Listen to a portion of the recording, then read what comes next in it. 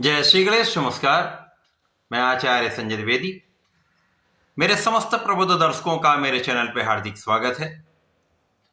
प्रिय दर्शकों, आज मैं कन्या राशि का फरवरी माह का मासिक राशिफल लेकर आपके सम्मुख उपस्थित हूं।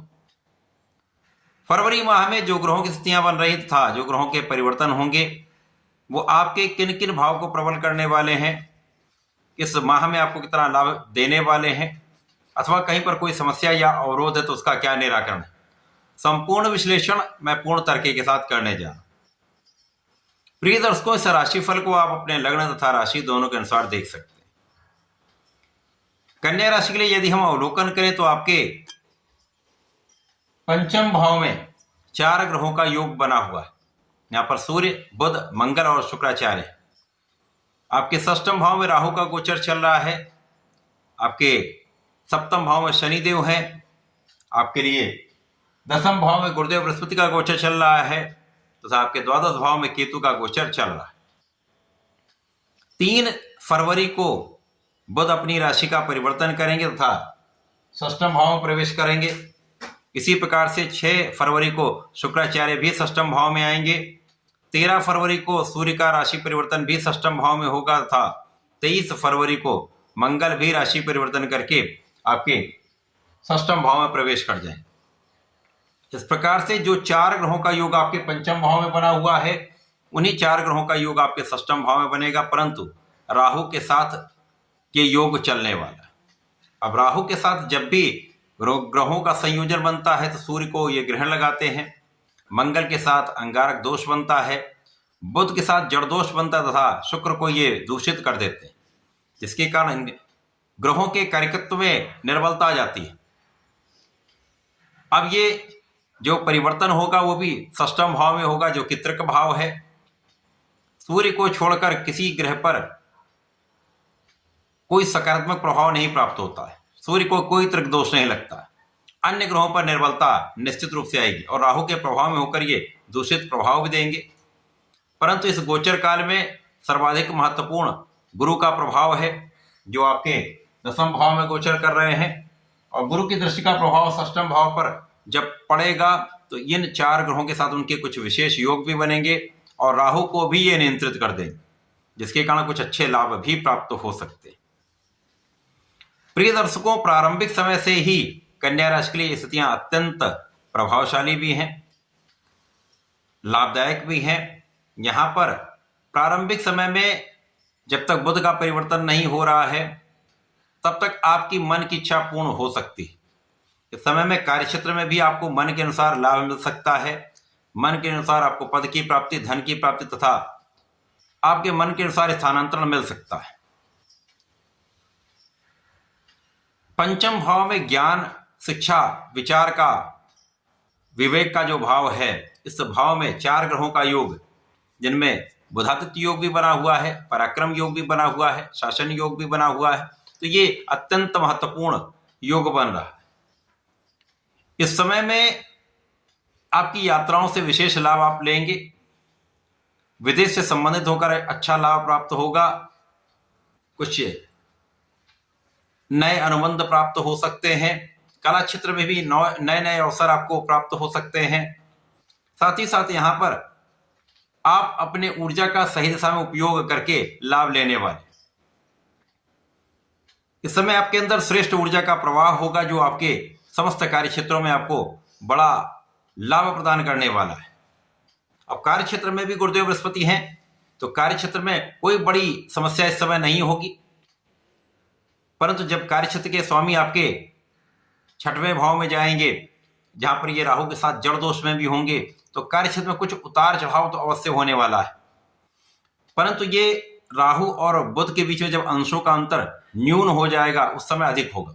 बाकी समय में गुरु के प्रभाव में होंगे तो आप अपने बुद्धि बल का यदि उपयोग कर लेते हैं, अपनी शिक्षा का उपयोग करते हैं, अपने ज्ञान को नियंत्रित रखते हैं, बिना कारण से वाद विवाद नहीं करते हैं और फोकस्ड हो जाते हैं, तो इस समय में आप लाभ की प्राप्ति तो निरंतर करते रहेंगे।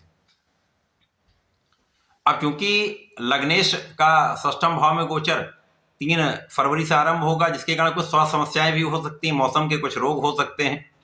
इसी प्रकार से एलर्जी की समस्या यहाँ पर आपको हो सकती है। जब शुक्राचार्य भी आपके षष्ठम भाव में पहुंचेंगे, शुक्र बुध प्रबल योग बनाते हैं परंतु राहु के साथ दूषित प्रभाव में भी होंगे, जिसके कारण इस समय में आपको अपने खाने पीने पर नियंत्रण रखना होगा, किसी प्रकार के व्यसन से बचना होगा। इस समय में अत्यधिक यात्राएं आपके लिए कष्ट का कारण बन सकती हैं, परंतु यदि आप अपने स्वास्थ्य पर नियंत्रित प्रभाव रखते हैं, अपने काम पर भी पूर्ण नियंत्रण रखते हैं, तो ये समय बहुत कष्टकारी नहीं होगा। यद्यपि इस समय में कुछ आपकी आलोचना करने वाले लोग बन सकते हैं, कुछ पीठ पीछे शत्रुत्व भाव रखने वाले लोग बनेंगे, परंतु जैसे ही सूर्य का परिवर्तन आपके षष्ठम भाव में हो जाएगा, इन शत्रुओं का विनाश निश्चित है और आपकी स्थिति प्रबल हो जाएगी।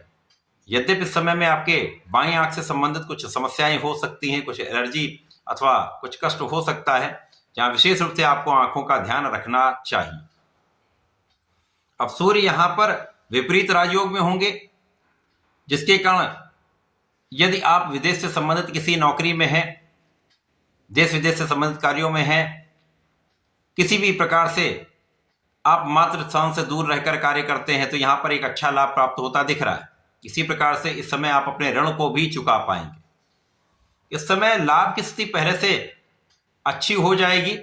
जो प्रारंभिक समय में आपको लाभ मिल रहा है उतना लाभ नहीं मिलेगा, परंतु जब बुध यहाँ पर आकर जड़ हो गए, उसके पश्चात जब यहाँ पर शुक्र भी आ गए, तो कुछ समस्याएं हुई, क्योंकि शुक्र यहाँ पर भाग्येश है, तो आपके धन के स्वामी हैं, तो यहाँ पर कुछ समस्याएं अवश्य हुई, परंतु सूर्य के आने के पश्चात इन पर नियंत्रण हुआ, समस्याएं कम हुई, आपके अवरोध कम होंगे, जिसके कारण एक नियमितता आपके जीवन में आने लगी।